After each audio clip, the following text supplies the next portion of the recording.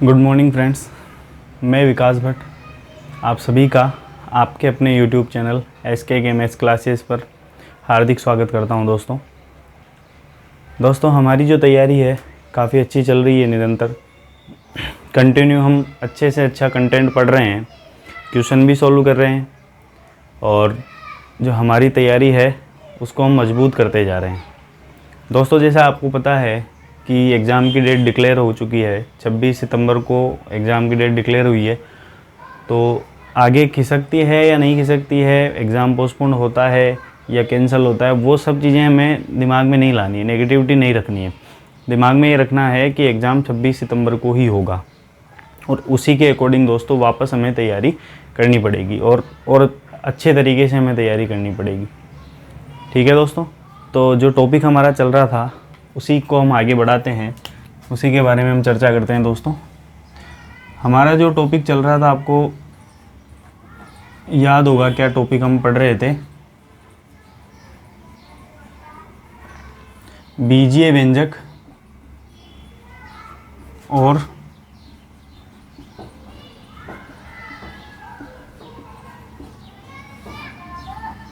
सर्वसमीकाएं, ये टॉपिक हमारा चल रहा था दोस्तों। इंग्लिश में हम कहेंगे एल्जेब्रिक एक्सप्रेशंस और जो सर्वसमीकाएं हैं उनको हम कह सकते हैं आइडेंटिटीज़। ठीक है दोस्तों, तो एल्जेब्रिक फंक्शन और आइडेंटिटीज़ हम पढ़ रहे थे इसमें। तो इसी के बारे में हमने कुछ चर्चा पहले कर ली थी। मैंने कहा था कि यहाँ दो सेक्शन हमें पढ़ने पड़ेंगे, एक बीजीय व्यंजक पढ़ना पड़ेगा और एक सर्वसमीका का पढ़ना पड़ेगा।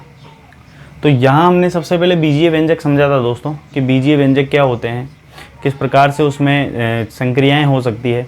उसके बाद हमने उसमें एक टॉपिक देखा बहुपद, जो कि काफ़ी इम्पोर्टेंट टॉपिक था। बहुपद की परिभाषा और उससे संबंधित, परिभाषा से संबंधित जो भी क्वेश्चन बन सकते थे उसकी चर्चा मैंने आपसे की थी।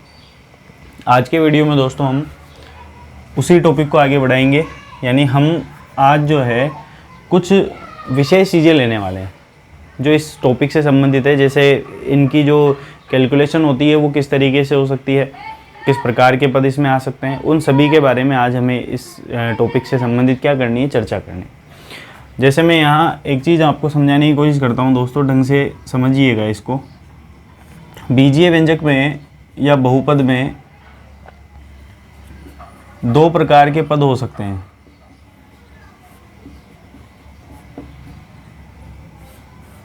समान पद और असमान पद। ठीक है, ये क्या होते हैं दोस्तों, इसके बारे में मैं आपको बता देता हूँ। समान पद और असमान पद क्या होते हैं? मान लीजिए एक पद है 9x, एक पद है 3x, तो इसको तो हम कहेंगे दोस्तों समान पद। समान पद क्यों कह रहा हूँ मैं? क्योंकि यहाँ जो चर है ना दोस्तों वो क्या है, बराबर है, समान है, इसलिए मैं उसको क्या कह रहा हूँ, समान पद बोल रहा हूँ। एक और एग्जाम्पल मैं आपको बताता हूँ। मान लीजिए यहाँ 7x² y है और इधर 3yx² है, तो आप ये मत समझिएगा कि ये असमान पद है। ये भी क्या है दोस्तों, समान ही पद है। समान क्यों है ये? क्योंकि यहाँ हम देख पा रहे हैं कि यहाँ x की घात 2 है, y है, यानी x² y है, तो यहाँ भी तो x² y है। इसमें क्या किया इसने, y पहले लिख दिया और x² बाद में लिख दिया, मान तो एक ही है। तो इन दोनों पदों को हम क्या कहेंगे, समान पद कहेंगे, क्योंकि इनकी जो प्रॉपर्टीज़ है वो समान है। चर पद क्या है इसमें, समान है। अचर पद से इतना फर्क नहीं पड़ेगा, समान पद हम उसको कहेंगे। ठीक है, तो ये समान पद होंगे। कुछ एग्जाम्पल है समान पद के मैं आपको बताता हूँ। मान लीजिए माइनस का 3x है और प्लस के 2y है, तो यहाँ तो चर ही चेंज हो गया ना दोस्तों, इधर x है इधर y है, तो इसको हम क्या कहेंगे, असमान पद कहेंगे। क्या कहेंगे, असमान पद। एक एग्जाम्पल और बता देता हूँ आपको। 15x² yz और 7xy² z। अब यहाँ हम देख पा रहे हैं कि x² था, इधर x ही है, तो आगे देखने की जरूरत ही नहीं है। दोनों पद कैसे हैं दोस्तों, असमान है, क्योंकि यहाँ की जो प्रॉपर्टीज़ है ये इस प्रॉपर्टीज़ से समानता नहीं रखती है, इसलिए हम इसको कह सकते हैं कि ये किस प्रकार का पद है, ये असमान पद है। ठीक है, तो उम्मीद है कि आपको समझ में आया होगा कि हमें समान पद और असमान पदों को कैसे समझना है।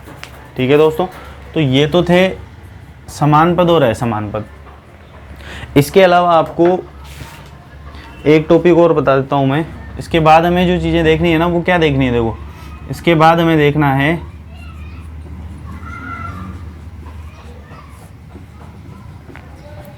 समान पदों को जोड़ना एवं घटाना। अब यहाँ आपके दिमाग में एक प्रश्न आया होगा कि मैंने यहाँ असमान पद क्यों नहीं लिखे। तो एक चीज़ याद रखिएगा दोस्तों, जो बीजीय व्यंजक होंगे उसमें समान पदों को जोड़ा जा सकता है, घटाया जा सकता है, यानी सारी संक्रियाएं समान पदों की जा सकती है। लेकिन असमान पदों के लिए थोड़ी सी वहाँ मुश्किल होगी, उनको जोड़ा या घटाया नहीं जा सकता। ठीक है दोस्तों, तो इस चीज़ का आपको विशेष ध्यान रखना है कि किसको हम जोड़ सकते हैं, समान पदों को जोड़ सकते हैं और घटा सकते हैं। ठीक है, तो समान पदों को जोड़ने और घटाने के लिए यहाँ दो प्रकार की विधियाँ आपको समझनी पड़ेगी। एक तो होगी दोस्तों रेखिक विधि। कौन सी विधि होगी? रेखिक विधि। और दूसरी विधि होगी दोस्तों पंक्ति विधि, सॉरी इसको हम कह सकते हैं स्तंभ विधि।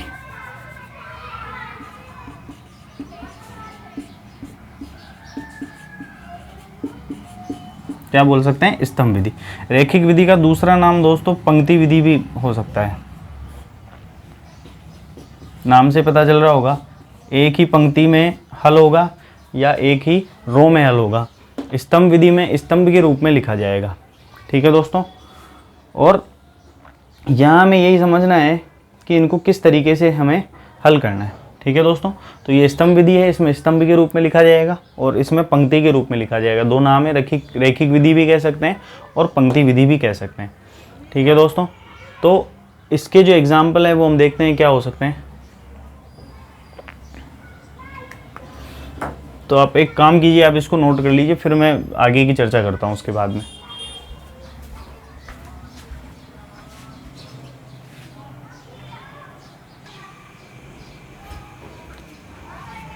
तो ये एग्जाम्पल नंबर 1 हम देखते हैं दोस्तों। 7x और 9x को जोड़िए। अब हम यहाँ दो विधियों की चर्चा कर रहे हैं दोस्तों। एक तो है रेखिक विधि जिसको हम पंक्ति विधि कह रहे हैं, और दूसरी विधि है स्तंभ विधि। तो पहली विधि से मैं हल करता हूँ इसको। पहली विधि से जो इसका सॉल्यूशन हो सकता है ना दोस्तों, वो क्या हो सकता है, हमें क्या करना है, 7x लिखना है पहले, फिर हमें 9x लिखना है, और दोनों को जोड़ने के लिए बीच में क्या लगा देना है, प्लस लगा देना है। अगर हमें घटाना हो तो बीच में माइनस लगा सकते हैं। ठीक है, तो ये हो जाएगा दोस्तों क्या, अगर इसको हल करना है तो हमें क्या करना है, देखो ये समान पद है दोनों, और दोनों समान पद हैं तो समान पद हमेशा क्या होते हैं दोस्तों, जुड़ते हैं। तो ये जुड़ेंगे, तो हम 7 और 9 को जोड़ लेते हैं, कितना हो जाएगा दोस्तों, 16 हो जाएगा। और ये x जो गुणांक के रूप में यहाँ लगा हुआ है वो ऐसा के ऐसा लिख दिया जाएगा, यानी इसका जो आंसर आएगा वो 16x लिखा जा सकता है। तो ये तो होगी दोस्तों पंक्ति विधि, एक ही पंक्ति में लिखना। स्तंभ विधि कैसे लिखी जाएगी? स्तंभ विधि इस तरीके से हम लिख सकते हैं, पहला जो पद है वो ऊपर लिख देंगे, दूसरा पद यहाँ नीचे लिख देंगे, और यहाँ प्लस लगाते हुए हम जोड़ लेंगे, तो इसे हम स्तंभ विधि कहेंगे। तो यहाँ ये x तो ऐसा कैसा लिखा जाएगा, और 7 और 9 जोड़ के क्या लिख दिए जाएंगे दोस्तों, 16x लिख दिए जाएंगे। तो ये एक विधि होती है, इसको हम बोलते हैं पंक्ति विधि, और दूसरी विधि को हम बोलते हैं स्तंभ विधि। अब यहाँ एक एग्जाम्पल और समझिएगा दोस्तों, मैं इसको मिटा देता हूँ, आपने लिख लिया होगा ये, और नहीं लिखा है तो आप वीडियो पॉज करके लिख सकते हैं। इसके आगे की बात करता हूँ मैं दोस्तों। तो यहाँ एक एग्जाम्पल मैं और ले लेता हूँ जिससे आप और अच्छे से इसको समझ पाएँ। एग्जाम्पल नंबर 2 में ले लेता हूँ आपके लिए। 2a - 5a और 7a को जोड़िए। तो ये एग्जाम्पल है दोस्तों, इसको हमें जोड़ना है। तो इसको जोड़ने के लिए देखो यहाँ भी मैं दो विधियाँ ले लेता हूँ।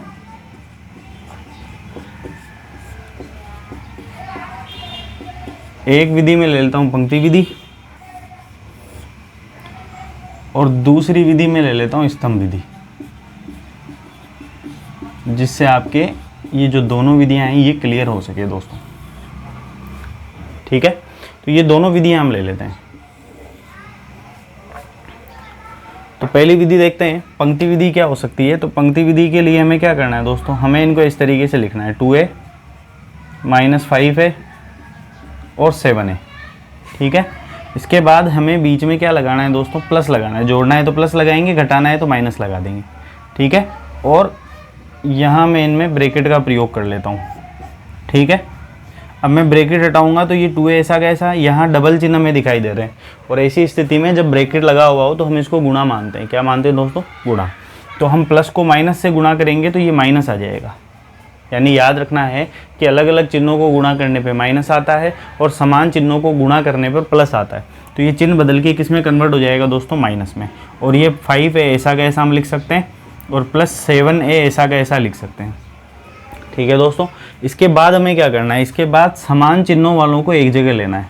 तो 2a प्लस 7a दोनों के चिन्ह समान है क्योंकि दोनों प्लस में है, तो दोनों को समान कह सकते हैं। और ये 5a असमान चिन्ह है दोस्तों, तो हम इसको अलग लिख देते हैं।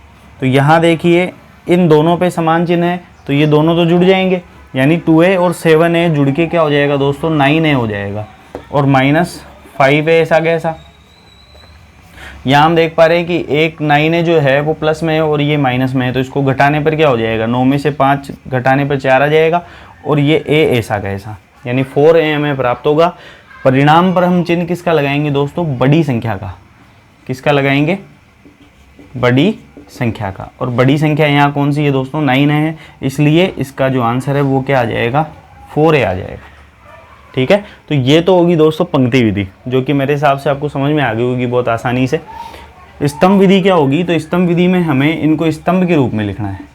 ये मैंने 2a लिख दिया, यहाँ मैंने 5a लिख दिया और यहाँ मैंने 7a लिख दिया। इन तीनों को क्या करना है दोस्तों, जोड़ना है। ठीक है, लेकिन यहाँ इस बीच में माइनस आने की वजह से हमें इसको घटाना भी पड़ेगा। तो हम इसको कैसे, a तो हम ऐसा कैसा लिख सकते हैं, और हम यहाँ अगर देखें तो या तो हम प्लस वालों को जोड़ लें एक साथ, तो 7 और 2 तो कितना हो गया दोस्तों, 9 हो गया। और 9 में से हम 5 घटा दें तो कितना आ जाएगा, 4a आ जाएगा। ठीक है, तो ये स्तंभ विधि होगी और ये पंक्ति विधि होगी। अब आप ये सोच रहे होंगे कि दोनों विधियों में से कौन सी विधि ज़्यादा अच्छी है, हमें कौन सी विधि से हल करना है। तो आपको क्या करना है दोस्तों, आपको पंक्ति विधि ज़्यादा काम में लेनी है। ये केवल हम समझ सकते हैं स्तंभ विधि क्या होती है, बाकी हमें ज़्यादा काम में किसको लेना है दोस्तों, स्तंभ विधि को नहीं लेना है, किसको लेना है, पंक्ति विधि को। क्योंकि आगे जैसे जैसे बड़े क्वेश्चन आते जाएंगे तो स्तंभ विधि इतनी कारगर नहीं होगी। ज़्यादा पद अगर आ जाते हैं तो वहाँ थोड़ा सा कन्फ्यूजन बढ़ जाता है और कैलकुलेशन में भी दिक्कत आती है, जबकि पंक्ति विधि में ऐसा नहीं है। पंक्ति विधि हमारे लिए ज़्यादा सही रहेगी बड़े क्वेश्चनों के लिए, इसलिए हमें पंक्ति विधि को प्राथमिकता देनी है। ठीक है दोस्तों, आप इसको नोट कर लीजिए, फिर आगे की चर्चा हम करते हैं।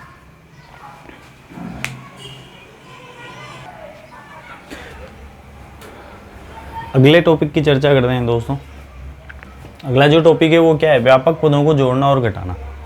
इससे पहले हमने कुछ छोटे पदों को जोड़ना और घटाना देखा, अब हम बड़े पदों को जोड़ने और घटाने की प्रक्रिया देखेंगे कि किस तरीके से उनको जोड़ा या घटाया जा सकता है।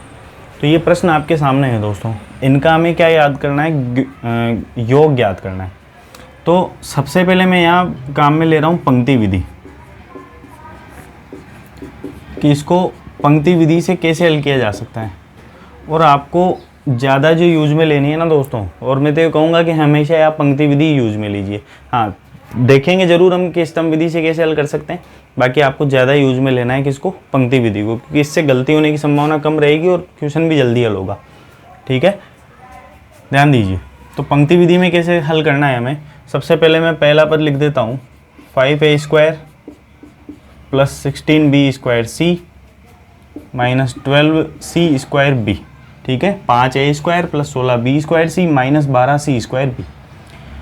दूसरा जो पद है वो क्या है दोस्तों, minus 9a² plus 10bc² plus 3bc minus 9a² plus 10bc² plus 3bc। ये पद है दोस्तों, इनको हमें जोड़ना है। अगर जोड़ना हो तो प्लस लगा देंगे बीच में, और घटाना है तो बीच में माइनस लगा देंगे। आगे मैं यहाँ ब्रैकेट का प्रयोग कर रहा हूँ। ठीक है दोस्तों, क्या करना है ध्यान दीजिएगा। पहला पद मैं ऐसा कैसा लिख देता हूँ, 5a² plus 16b² minus 12c²b। ये पहला पद मैंने ऐसे कैसे लिख दिया है। यहाँ आगे के पद को आप देखेंगे तो यहाँ एक चीज़ आपको याद रखनी है या समझ लेनी है कि अगर बाहर प्लस है, ब्रैकेट के बाहर क्या है दोस्तों, प्लस, तो आपको ऐसे के ऐसे ये चिन्ह लगा देना है। ऐसे कैसे क्यों लगा देना है, क्योंकि आप जैसे ही प्लस को अंदर हल करेंगे तो वापस वही चिन्ह आपको प्राप्त होंगे। जैसे प्लस को माइनस से गुणा किया तो अंदर वाला चिन्ह क्या है, माइनस, तो माइनस ही आपको प्राप्त होगा, -9a²। प्लस को प्लस से गुणा करेंगे तो प्लस ही आएगा, आप जानते हैं, तो प्लस 10bc²। प्लस को वापस प्लस से गुणा करेंगे तो वापस क्या आ जाएगा दोस्तों, 3bc आ जाएगा। ठीक है, तो आपको वही चिन्ह प्राप्त हो रहे हैं जो अंदर लिखे हुए हैं। तो आप इससे बढ़िया हल करने के बजाय सीधा याद रख सकते हैं कि अगर बाहर प्लस है तो अंदर वाली संख्याओं को ऐसे कैसे उनके जो चिन्ह लगे हुए हैं हमें उतार लेना है ऐसे कैसे। ठीक है, अब हम क्या करेंगे, इसके बाद में हम समान पदों को एक जगह लेंगे। तो ये 5a² और इसके पास में मैं ले लेता हूँ दोस्तों 9a² को। ठीक है, फिर मैं ले लेता हूँ 16b²c को, 16b²c को। इधर भी कौन सा पद है दोस्तों, प्लस 10bc² है इसमें। ठीक है ना, तो ये बिल्कुल अलग पद है। तो इस अलग पद को हम बाद में ले लेते हैं, पहले हम समान पद ले लेते हैं। ठीक है, क्योंकि इसमें देखो b² c है जबकि यहाँ bc² है। तो मैं पहले ले लेता हूँ -12c²b को और प्लस 10bc² को। ये दोनों तो समान है क्योंकि यहाँ भी c² है, यहाँ भी c² है, यहाँ b है, इधर भी b है। अब जो अलग पद हैं जिन समान नहीं है उनको मैं अलग लिख देता हूँ। 16b² c ये अलग पद है, समान नहीं है, और सरल बनाने के लिए मैं इस यहाँ ब्रैकेट लगा लेता हूँ। तो समान पद तो इस ब्रैकेट के अंदर आ गए और असमान पद मैंने बाहर लिख लिया। आपको भी इसी तरीके से हल करना है। आगे क्या कर सकते हैं दोस्तों, समझना है इसको। इन पदों में कोई परिवर्तन नहीं होगा। हमने देखा कि समान पद हल होते हैं, असमान नहीं होते हैं, तो ये तो असमान पद है, तभी तो हमने अलग रखा उसको। तो ये हल नहीं होंगे, बाकी ये हल हो सकते हैं। तो इसके लिए क्या करना है, एक प्लस में है दूसरा माइनस में है, तो हम इसको घटाएंगे। 9 में से 5 गया, 4 बच गया, तो यहाँ क्या आ जाएगा दोस्तों, 4a²। बड़ी संख्या हमें दिखाई दे रही है किसकी है, माइनस की है, तो हम यहाँ माइनस लगा देते हैं। ठीक है, आगे की संख्या हम देखते हैं, तो यहाँ माइनस है, इस पर प्लस है, तो अलग अलग चिन्ह होने की वजह से हम क्या करेंगे, घटाएंगे। देखो इन दोनों को एक साथ हल करना है, क्यों, क्योंकि ये a² वाले पद है तो ये समान है, और ये c²b और इधर bc² ये दोनों भी समान है, क्योंकि इसमें c², यहाँ भी c², यहाँ भी, यहाँ पे भी, तो ये दोनों समान है, तो इनको एक साथ हल किया जाएगा। अब चिन्ह देखेंगे तो यहाँ माइनस है, यहाँ प्लस है, और अलग अलग चिन्ह होने पर आपको क्या करना है दोस्तों, घटाना है। तो आप हम इसमें से घटाएंगे, 12 में से 10 गया, कितना बच गया, 2 बच गया, और ये c²b लिख दीजिए, चाहे इसको bc² लिख दीजिए, बात एक ही है। बड़ी संख्या माइनस की है, इसलिए मैं यहाँ लिख देता हूँ -2c²b। आगे का पद जो कि असमान था उसको मैं इधर लिख देता हूँ 16b² प्लस 3bc। तो जो इसका आंसर है दोस्तों वो ये हमें प्राप्त हो जाएगा। तो ये आंसर के रूप में हमें प्राप्त होगा। तो आपको समझ में आ गई होगी कि पंक्ति विधि क्या होती है। बहुत आसानी से मैंने आपको ये समझाया और बहुत डेकोरेट तरीके से समझाया ताकि आपको दिक्कत नहीं आए। आपको भी इसी तरीके से हल करना है। जैसे जैसे प्रैक्टिस करते रहेंगे आपके लिए चीज़ें आसान होती जाएगी, जल्दी से जल्दी आप उसको हल कर पाएंगे। ठीक है दोस्तों, तो ये तो थी पंक्ति विधि। स्तंभ विधि के बारे में भी मैं आपको बताता हूँ किस तरीके से हल करना है। आप इसको एक बार उतार लीजिए जल्दी से।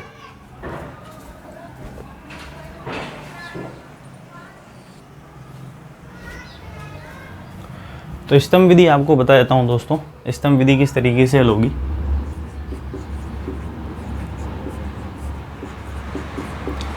और एक चीज़ यहाँ और देख लीजिए दोस्तों, अगर दो ही पद हैं वहाँ, जैसे यहाँ दो ही पद हैं, तो स्तंभ विधि आपके लिए इजी हो सकती है, वहाँ आप काम में ले सकते हैं। मैं बिल्कुल सजेस्ट करूँगा आपको कि आप दो पदों के लिए ज़रूर काम में ले स्तंभ विधि, पंक्ति विधि के बजाय। बाकी दो से ज़्यादा आने पर फिर थोड़ी प्रॉब्लम आपको होगी, इसलिए ज़्यादा जो काम में आने वाली है वो तो पंक्ति विधि ही काम में आने वाली है। आपको जैसा ठीक लगे आप यूज़ कर सकते हैं। दो के लिए ठीक है स्तंभ विधि, जल्दी हल हो सकता है उससे। बाकी बड़े क्वेश्चनों के लिए या बड़े पदों के लिए हमें पंक्ति विधि का ही प्रयोग करना पड़ेगा। ठीक है, स्तंभ विधि देख लेते हैं किस तरीके से हल होगा। तो यहाँ हमें लिखना है सबसे पहले 5a² और इसके समान पद हमें इसके नीचे उतारना है। तो ये मैं लिख देता हूँ -9a²। ठीक है, तो समान पद मैंने नीचे लिख दिया। आगे b²c है, तो इसमें b²c कहीं नहीं है, लेकिन bc² है और bc² का पद ये वाला है, तो मैं इसको लिख देता हूँ -12c²b लिख दीजिए, चाहे bc² लिख दीजिए। और इधर क्या आ जाएगा दोस्तों, +10bc²। इसको भी आप अगर सही से लिखना चाहें इस तरीके से, समान दिखने की वजह से कि समान दिखे वो, तो आप उसको इस तरीके से लिख सकते हैं। ठीक है दोस्तों, तो ये तो थे इसमें समान पद। बाकी ये एक पद तो ये वाला अलग है और एक पद ये वाला अलग है, तो हमें कोई प्रॉब्लम नहीं है, हम इन दोनों पदों को अलग से लिख देते हैं। तो यहाँ मैं लिख देता हूँ +16b²c। अब मैं इसके नीचे नहीं लिखना है आपको, ठीक है ना, ये जो 3bc है इसके नीचे नहीं लिखना है, इसको आपको अलग से लिखना है, इस तरीके से साइड में लिख दीजिए उसको। ठीक है, तो इस तरीके से हम इसको जमा सकते हैं। तो स्तंभ विधि में थोड़ा सा ये ध्यान रखना पड़ेगा कि असमान पदों को हमें अलग अलग रखना है, एक जगह नहीं रखना है। ठीक है, जोड़ने के लिए मैं यहाँ प्लस लगा देता हूँ। अब कैसे जोड़ना है, देखो, अगर हमें जोड़ना हो तब तो हमें जैसे इनके चिन्ह लिखे हुए हैं वैसे के वैसे काम में ले लेना है, और हमें घटाना हो तब हमें ये जो नीचे वाली लाइन दिख रही है इन सब के चिन्ह बदल देने हैं, ये काम हमें करना पड़ेगा। ठीक है दोस्तों, तो यहाँ मैं हल करता हूँ। यहाँ कोई चिन्ह नहीं बदलेंगे क्योंकि यहाँ प्लस आ रहा है, ठीक है ना। तो यहाँ क्या हो सकता है, देखो ये प्लस में है, ये माइनस में है, इसको हमें देखना ही नहीं कि हमें जोड़ना है और इनके अकॉर्डिंग जोड़ना है, जो जो चिन्ह इसमें लगे हुए हैं उसी के हिसाब से हल कर देंगे। 9 में से 5 घटाना पड़ेगा। घटाना क्यों पड़ेगा, क्योंकि ये प्लस है और ये माइनस है, तो अलग अलग चिन्ह होने पर हम क्या करते हैं दोस्तों, घटाते हैं। ठीक है, तो यहाँ हम घटा देंगे। 9 में से 5 गया तो कितना बच गया, 4a²। बड़ी संख्या कौन सी है दोस्तों, 9 है, इसलिए मैं यहाँ लिख देता हूँ -4a²। चिन्ह हमेशा किसका लगेगा, बड़ी संख्या का लगेगा। फिर यहाँ देखते हैं दोस्तों, यहाँ माइनस है यहाँ प्लस है, तो ये भी घटेगा। 12 में से 10 गया, 2 बच गया। यहाँ मैं लिख देता हूँ 2bc²। बड़ी संख्या यहाँ कौन सी है दोस्तों, -12, तो यहाँ मैं लिख देता हूँ -2bc²। और आगे के जो दोनों पद हैं ये कैसे हैं, असमान पद हैं, तो इनको ऐसे कैसे उतार लीजिए, यही इसका आंसर होगा।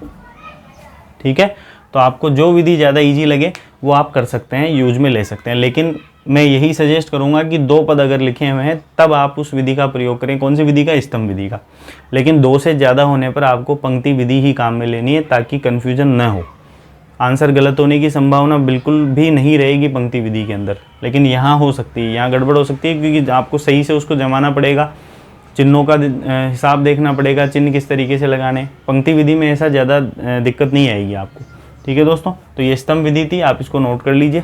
फिर एक एग्जाम्पल मैं आपको और बताता हूँ।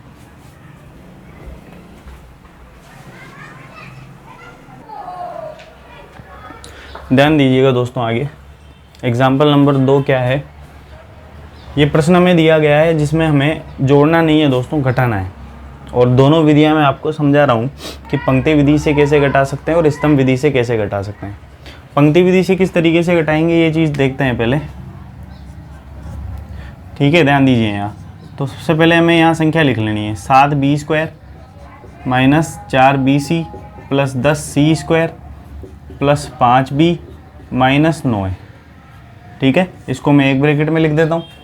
दूसरी संख्या इधर लिख देते हैं हम, 2bc - 7b + 6b² + 2a - 9a² यानी 9a²। घटाने के लिए मैं यहाँ लगा देता हूँ बीच में माइनस। यहाँ तक आपको समझ में आ गया होगा। ठीक है दोस्तों, तो ये कुछ नहीं किया है हमने, पहला पद यहाँ लिख दिया, दूसरा पद यहाँ लिख दिया, बीच में किसका चिन्ह लगा दिया, माइनस का। जोड़ने के लिए प्लस लगाएंगे और घटाने के लिए माइनस लगाएंगे। आगे ध्यान दीजिए, पहला पद मैं ऐसे कैसे लिख देता हूँ, 7b² - 4bc + 10c² + 5b - 9। अब बाहर आ रहा है दोस्तों माइनस, तो आपको क्या याद रखना है कि बाहर प्लस होने पर तो अंदर के चिन्ह ऐसे कैसे आ जाएंगे, उनमें कोई परिवर्तन नहीं होगा। लेकिन बाहर माइनस होने पर ये जो चिन्ह है अंदर वाले, ये उल्टे हो जाते हैं। क्यों हो जाते हैं, आप देख सकते हैं, माइनस को प्लस से गुणा करेंगे, माइनस हो गया। अब अंदर प्लस का चिन्ह था, जबकि हल करने पर क्या आ गया, माइनस आ गया। यानी हम यहाँ ये समझ सकते हैं कि बाहर माइनस होने पर अंदर वाले चिन्हों को क्या कर दिया जाता है, उल्टा कर दिया जाता है। तो प्लस का 2bc क्या हो जाएगा दोस्तों, माइनस का 2bc हो जाएगा। माइनस का 7b क्या हो जाएगा, प्लस का 7b हो जाएगा। प्लस का 6b² क्या हो जाएगा, -6b² हो जाएगा, और प्लस का 2a क्या हो जाएगा, माइनस का 2a हो जाएगा, माइनस का 9a² क्या हो जाएगा, प्लस का 9a² हो जाएगा। तो आपको सिंपल सी चीज़ याद रखनी है कि जो प्लस में है वो तो क्या हो जाएगा, माइनस में, और जो माइनस में है वो किस में हो जाएगा, प्लस में। तो इस तरीके से हम इनके चिन्ह उल्टे कर देंगे। उसके बाद हमें क्या करना है, उसके बाद हमें समान पदों को एक जगह लेना है ताकि हल करने में दिक्कत नहीं आए। जैसे 7b² और 6b² में एक जगह ले लेता हूँ, ठीक है। फिर b² जैसा कोई पद नहीं है अभी इसमें। फिर हम क्या करें दोस्तों, देखो यहाँ पे आप देख पा रहे हैं BC, तो BC का कोई पद है क्या इसमें, ये रहा। तो यहाँ हम लिख देते हैं -4BC और इधर से लिख देते हैं -2BC, ठीक है।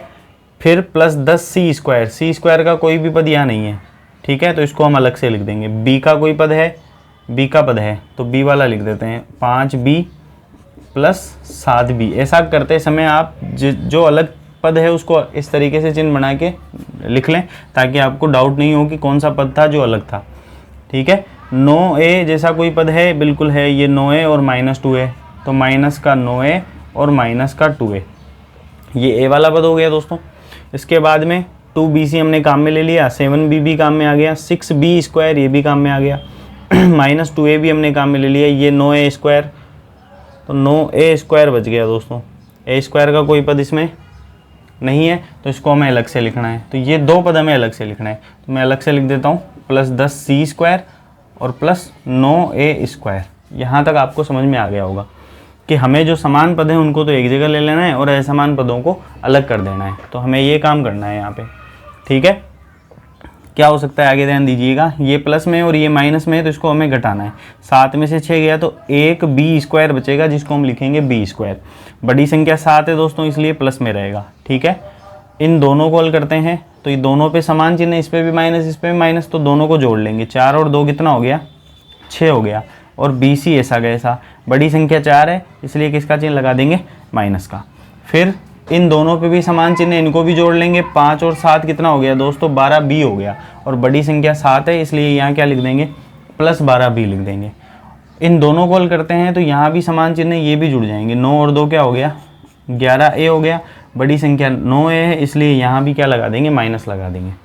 आगे जो पद अलग हैं उनको मैं ऐसा कैसा लिख देता हूँ, 10c² और 9a²। तो इसका आंसर ये आ जाएगा दोस्तों, क्योंकि हमने समान पदों को हल कर दिया और असमान पदों को अलग से उनको डिवाइड कर दिया, इसलिए ये क्या हो जाएगा, यहाँ तक ही हल होगा क्योंकि इससे आगे हल नहीं हो सकता। असमान पद हल हो ही नहीं सकते, और जो समान थे उनको हमने हल कर दिया एक रूप में, तो यहाँ तक इसको हल किया जा सकता है, तो यही इसका आंसर होगा, ठीक है दोस्तों। तो ये विधि तो कहलाती है पंक्ति विधि, जो कि आपको समझ में आ गई होगी। स्तंभ विधि की मैं बात करता हूँ, स्तंभ विधि किस तरीके से हो सकती है। तो स्तंभ विधि क्या हो सकती है, देखो, और विधियाँ ये याद रखिएगा यहाँ कि विधियाँ अलग अलग हो सकती है लेकिन जो आंसर होंगे वो एक ही होंगे, आंसर अलग अलग नहीं होंगे, ठीक है। स्तंभ विधि में हमें क्या करना है, स्तंभ विधि में हमें सबसे पहली संख्या मैं यहाँ लिख देता हूँ, 7b² -4bc, ठीक है, plus 10c² plus 5b minus 9a, ठीक है। ये आपको लिख देना है और इसके नीचे समान पदों को जमाना है। तो सबसे पहले 6b² यहाँ लिख देता हूँ मैं, ठीक है।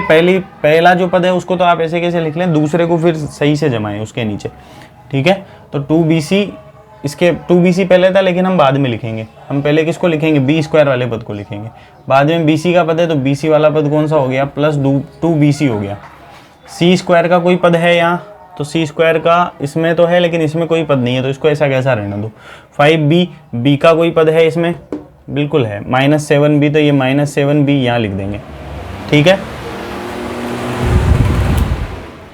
तो -7b हम यहाँ लिख देंगे दोस्तों।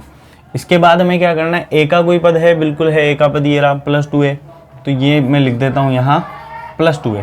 लेकिन यहाँ हम देख पा रहे हैं कि यहाँ पे a² का एक एक्स्ट्रा पद है इसमें, तो इसको मैं अलग से लिख देता हूँ। तो मैं इसको साइड में लिख देता हूँ यहाँ -9a², ठीक है। आपको ये नहीं देखना है कि यहाँ जगह खाली रह गई तो हम यहाँ लिख दें, नहीं, यहाँ नहीं लिखना है, अलग रखना है, ठीक है।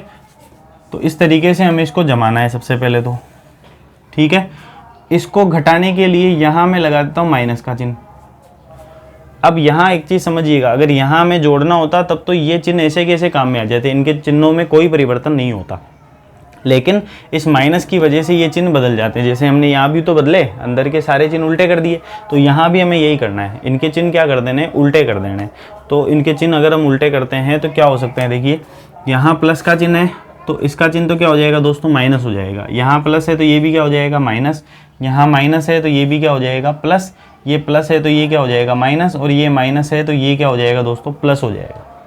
ठीक है, तो क्या कर सकते हैं आगे, अब इनके जो पुराने चिन्ह हैं वो हमें काम में नहीं लेना है। ठीक है दोस्तों, ये जो चिन्ह है ये बदलकर नए चिन्ह में बदल चुके हैं, इसलिए आपको अब नए चिन्ह काम में लेने हैं, पुराने काम में नहीं लेने। ये मान लीजिए कि किसी का नाम अगर हमने चेंज कर दिया तो अब उसको पुराने नाम से नहीं बुलाया जाएगा, उसका नया नाम काम में लिया जाएगा। तो हमें यहाँ नए चिन्ह काम में लेने। क्या कर सकते हैं, यहाँ प्लस है यहाँ माइनस है, तो अलग अलग चिन्ह होने पर क्या करना है, हमें घटाना है। 7 में से 6 गया तो 1 बचेगा, यानी बी स्क्वायर में लिख सकता हूँ। एक बी स्क्वायर को क्या लिखेंगे दोस्तों, बी स्क्वायर। बड़ी संख्या यहाँ 7 है इसलिए प्लस का बी स्क्वायर आ जाएगा। यहाँ हम देख पा रहे हैं कि यहाँ माइनस है, यहाँ प्लस था, लेकिन अब भूल जाइए कि यहाँ प्लस था, क्योंकि नया चिन्ह क्या हो गया, माइनस। तो अब माइनस ही काम में आएगा, पुराना चिन्ह काम में नहीं आएगा। तो ये माइनस और ये माइनस क्या हो जाएगा दोस्तों, जुड़ जाएगा। समान चिन्ह जुड़ते हैं तो ये जुड़ जाएगा। 4 और 2 क्या हो गया, 6 BC, यानी 6 BC हो गया। और बड़ी संख्या 4 है इसलिए मैं यहाँ लगा देता हूँ माइनस। ठीक है, ये अलग पद था इसलिए मैं इसको लिख देता हूँ 10C स्क्वायर। यहाँ हम देख पा रहे हैं यहाँ प्लस है, यहाँ भी प्लस है, तो समान चिन्ह होने पर क्या करना है, जोड़ना है। 5 और 7 कितना हो गया दोस्तों, 12B हो गया। बड़ी संख्या 7 है, 7 में माइनस नहीं है, क्या है, प्लस है, नया चिन्ह लगाना है, तो ये यहाँ प्लस आ जाएगा।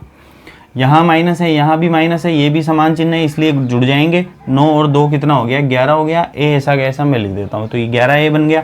बड़ी संख्या 9A है इसलिए मैं यहाँ लगा देता हूँ माइनस। ठीक है, और ये पद तो बिल्कुल अलग है, लेकिन इसका चिन्ह बदल जाएगा और ये क्या हो जाएगा, 9A स्क्वायर, क्योंकि पूरी लाइन का चिन्ह बदलेगा। नीचे जो लिखी जाएगी उसके पूरी लाइन का हमें चिन्ह बदलना है। ठीक है दोस्तों, तो इसका आंसर ये आ जाएगा। ठीक है, क्रम जरूर चेंज हो सकता है, बाकी उत्तर यही मिलेंगे। चेक कर लेते हैं, उत्तर यही आना है। बी स्क्वायर यहाँ भी आ रहा है, यहाँ भी आ रहा है। -6BC -6BC प्लस 12B इसमें भी आ रहा होगा, देखो बिल्कुल आ रहा है। -11A plus 10C square plus 10C square plus 9A square. क्रम जरूर चेंज हो सकता है, बाकी आंसर एक ही आएगा। ठीक है दोस्तों, तो आपको समझ में आ गया होगा कि व्यापक जो पद होते हैं उनको हमें किस तरीके से जोड़ना है, किस तरीके से घटाना है। पंक्ति विधि में कैसे हल करते हैं, स्तंभ विधि में कैसे हल कर सकते हैं। निश्चित रूप से आपको जोड़ना और घटाना आ गया होगा कि पंक्ति में कैसे करना है और स्तंभ में कैसे करना है। ठीक है दोस्तों, तो आप इसको नोट कर लीजिए फटाफट। फिर मैं आगे एक क्वेश्चन और है जो आपको मैं समझाता हूँ, क्योंकि वो भी अच्छा क्वेश्चन है, थोड़ा डिफरेंट क्वेश्चन है। ठीक है दोस्तों, आप इसको नोट कर लीजिए।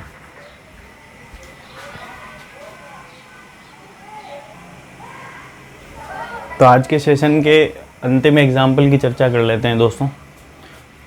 एग्जाम्पल नंबर 3 में देख पा रहा हूँ, यहाँ आप भी देख पा रहे होंगे कि यहाँ एक चीज़ आपको डिफरेंट दिख रही होगी कि यहाँ हमें भिन्न दिखाई दे रही है, 3/2 और 5/3। और प्रश्न थोड़ा सा उससे अलग है जैसे क्वेश्चन हमने पहले किए हैं। ठीक है, तो इम्पोर्टेंट क्वेश्चन आप कह सकते हैं कि इस टाइप के जो क्वेश्चन होंगे वो क्या होंगे, इम्पोर्टेंट होंगे। तो थोड़ा हमें ज़्यादा हल करना पड़ेगा, ज़्यादा दिमाग लगाना पड़ेगा, इसलिए इम्पोर्टेंट होंगे इस प्रकार की क्वेश्चन। गलती भी ज़्यादा हो सकती है बड़े क्वेश्चनों में। तो हमें यहाँ एक चीज़ याद रखनी है दोस्तों, मैंने क्या कहा था कि अगर ज़्यादा पद आते हैं तो आपको स्तंभ विधि काम में नहीं लेनी है। यहाँ आप देख पा रहे हैं एक पद ये हो गया, दूसरा ये हो गया, तीसरा ये हो गया, 3 पद आ रहे हैं। तो आपको यहाँ कौन सी विधि से हल करना है, पंक्ति विधि से हल करना है, ताकि ये आसानी से हल हो सके, हमें किसी भी प्रकार की दिक्कतों का सामना नहीं करना पड़े। ठीक है दोस्तों, तो आपको याद रखना है कि बड़े पदों में 2 से ज़्यादा जैसे ही आता है आपको पंक्ति विधि ही काम में लेनी है, स्तंभ विधि काम में नहीं लेनी है। ठीक है, चाहे आप नोट लगा के लिख लीजिएगा, याद नहीं रहे आपको तो क्या करना है समझिएगा इसको। 3/2x square plus 2x minus 3 तथा आगे का पद और दिया हुआ है 5/3x square minus 5x plus 9 के योग में से इन दोनों का तो क्या करना है दोस्तों, योग करना है। तो मैं यहाँ लिख देता हूँ 3/2x square plus 2x minus 3, ये पहला पद हो गया दोस्तों। ठीक है, तथा आगे का जो पद है वो क्या है, 5/3x square minus 5x plus 9, ये दूसरा पद हो गया दोस्तों।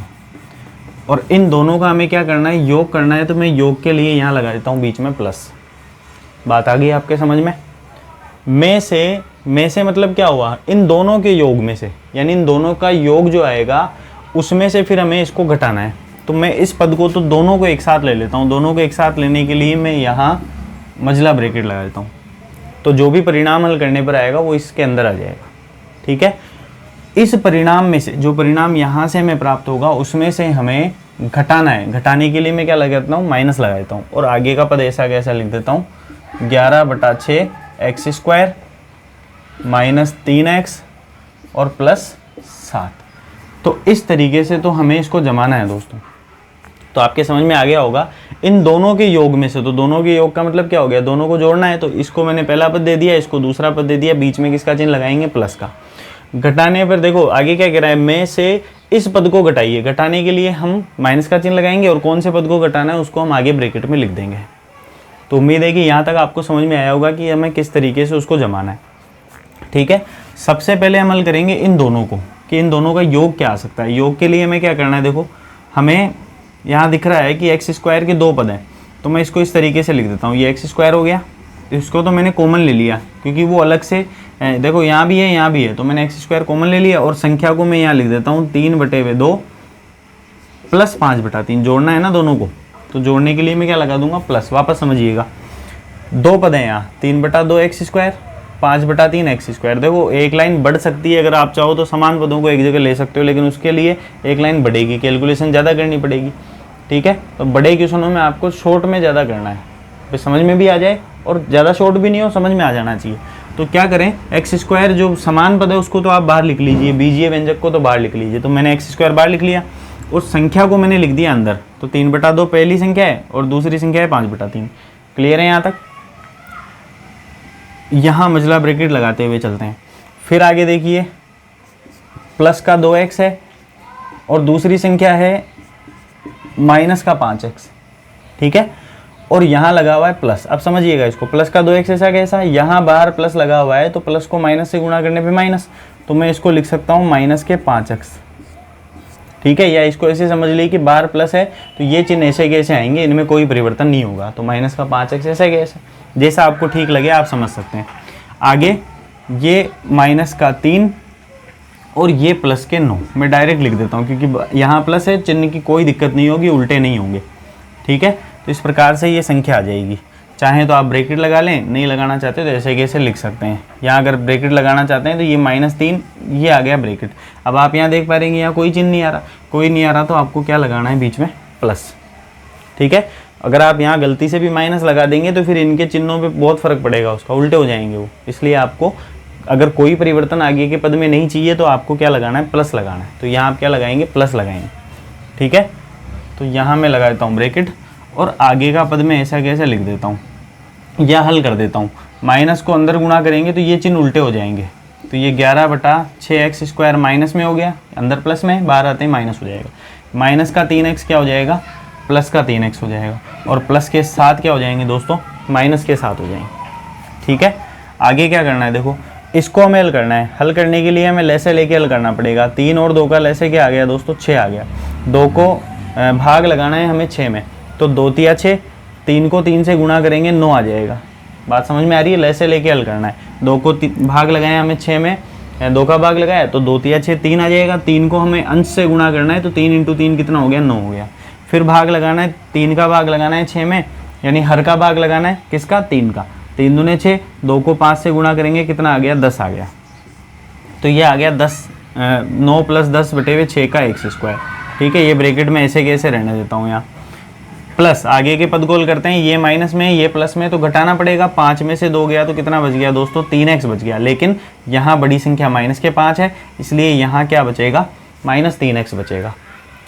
आगे देखते हैं, ये प्लस में ऐसा कैसा लिख देता हूँ, एक संख्या प्लस में दूसरी माइनस में, तो इसको भी घटाना पड़ेगा। 9 में से 3 गया तो कितना बच जाएगा दोस्तों, 6 बच जाएगा। और बड़ी संख्या 9 है, इसलिए मैं यहाँ प्लस लगा देता हूँ।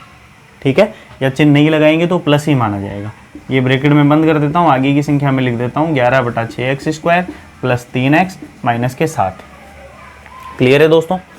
चिन्हों को मैं हल करता हूँ यहाँ से। 9 और 10 कितना हो गया, 19/6 एक्स स्क्वायर। चिन्ह भी हल करते चलते हैं, संख्या को भी देख लेते हैं। यहाँ से देखेंगे प्लस को माइनस से गुणा किया, माइनस के 3x हो जाएगा।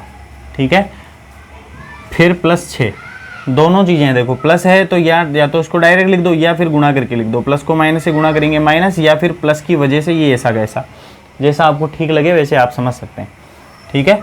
और आगे का पद देखो क्या हो गया, -11/6x² प्लस 3x माइनस 7। तो ये पद आ जाएगा हमारे पास अंतिम रूप में। जैसे हम इसको हल करेंगे हमें आंसर मिल जाएगा। तो हम इसको हल करते हैं, x² वाले पदों को एक जगह ले लेते हैं, ठीक है।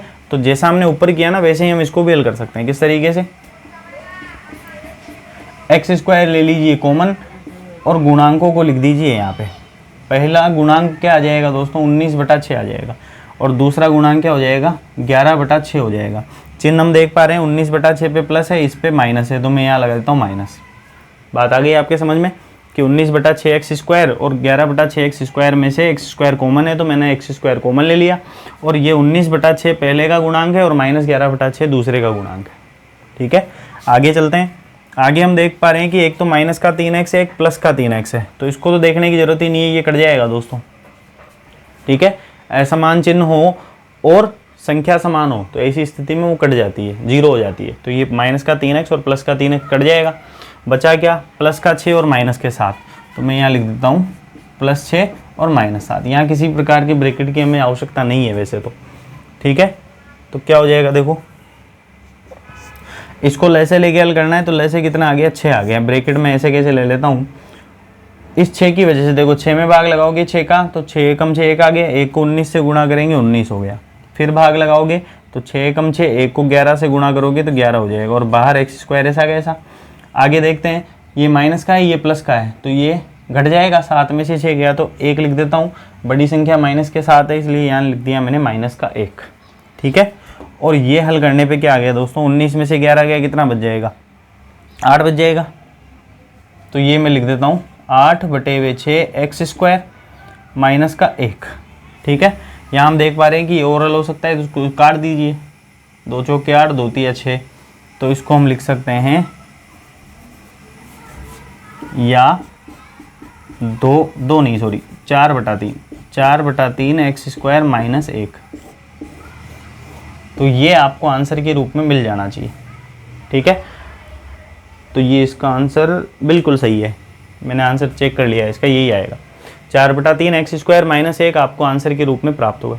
तो देखो अगर आप कैलकुलेशन सही करते हैं तो आपको आंसर कंफर्म करने की ज़रूरत वैसे शुरू में पड़ेगी, फिर आप समझ जाएंगे कि अगर हम कैलकुलेशन सही करते हैं तो हमारे आंसर कभी भी गलत नहीं होते हैं, ठीक है। तो कैलकुलेशन बहुत सावधानी से करनी है दोस्तों, चिन्हों का ध्यान रखते हुए। तो बड़े पद जब भी आएंगे तो हमें कौन सी विधि काम में लेनी है, पंक्ति विधि काम में लेनी है। तो आप इसको नोट कर लीजिए, फिर मैं आगे की चर्चा करता हूँ। इसको फटाफट नोट कर लीजिए दोस्तों।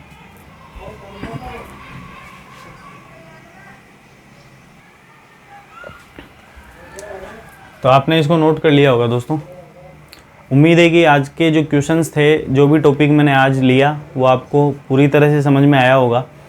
तो दोस्तों मेरी तो यही उम्मीद है कि आप अच्छे से अच्छे पढ़ते रहें, प्रत्येक चीज़ को समझते रहें, और आपसे शिकायत भी है कि आप ज़्यादा से ज़्यादा लोगों तक शेयर नहीं कर रहे हैं इन चीज़ों को। मैं दोस्तों ज़्यादा से ज़्यादा मेहनत कर रहा हूँ, कंटेंट भी आपको अच्छे से अच्छा उपलब्ध करा रहा हूँ, लेकिन आपकी कमी की वजह से थोड़ा जितना मैं जिस लेवल पे मैं जाना चाह रहा हूँ, जिस लेवल पे मैं पढ़ाना चाह रहा हूँ, उस लेवल तक नहीं पहुँच पा रहा हूँ अभी भी। तो अपनों से शिकायत हमेशा रहती है, तो आपसे मुझे हमेशा शिकायत रहेगी इस चीज़ की कि आप ज़्यादा से ज़्यादा लोगों तक शेयर नहीं कर रहे हैं।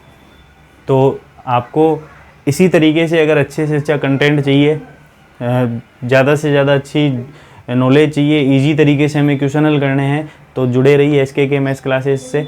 और अच्छा लगे वीडियो तो लाइक करें, शेयर करें और सब्सक्राइब करना नहीं भूलें। और दोस्तों सब्सक्राइब करने के बाद आप बेल आइकन नहीं दबा रहे हैं, जिसकी वजह से आपको नोटिफिकेशन नहीं मिल रहा है वीडियो का। तो ज़्यादा से ज़्यादा अगर मैं शेयर करूँगा तो फेसबुक पे शेयर कर सकता हूँ, व्हाट्सएप पे कर सकता हूँ, तो सोशल मीडिया पे शेयर करने से वो आप तक पहुँच पा रहा है। तो आप इस चीज़ को ज़रूर नोटिस कीजिए कि आपने बेल आइकन दबाया या नहीं दबाया। तो आप उस चीज़ को ज़रूर सही करें ताकि आप तक नोटिफिकेशन पहुंच सके कि जो नया वीडियो है वो आ गया है। और ज़्यादा से ज़्यादा लोगों तक आप इसको शेयर करें दोस्तों, ताकि हम अच्छा पढ़ रहे हैं तो दूसरों को भी मौका मिलना चाहिए ना, कि वो भी अच्छे से अच्छा कंटेंट पढ़ सके। ठीक है दोस्तों, तो आज के लिए इतना ही हम रखते हैं वीडियो को। आगे की वीडियो में हम इसी टॉपिक को आगे बढ़ाएंगे या कोई डिफरेंट चीज़ें होंगी तो उनके बारे में हम ज़रूर चर्चा करेंगे। तो बहुत बहुत धन्यवाद दोस्तों। जय हिंद, जय भारत।